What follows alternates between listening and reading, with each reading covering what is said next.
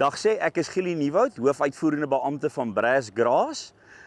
Wat 'n voorreg om weer vir jaar by Nampo te wees. Soos almal weet, ek was die heel eerste grasmaatskappy wat proewe geplant het by Nampo. Hierdie gras wat ons hier sien, bewys meerjarigheid, 10 jaar oud.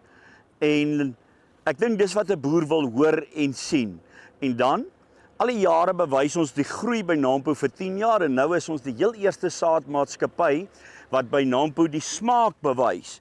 Hier het ons 'n os van 1500 kg en geen mens in die wêreld kan met so 'n os boer as hy nie gras het wat die os kan eet nie, want die os eet 3% van sy lewendige massa elke dag.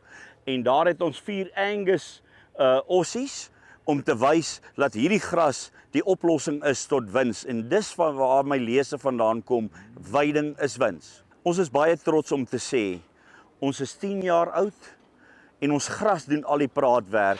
En in die laaste 10 jaar het ons 200 000 hektaar gevestig in die hele Afrika.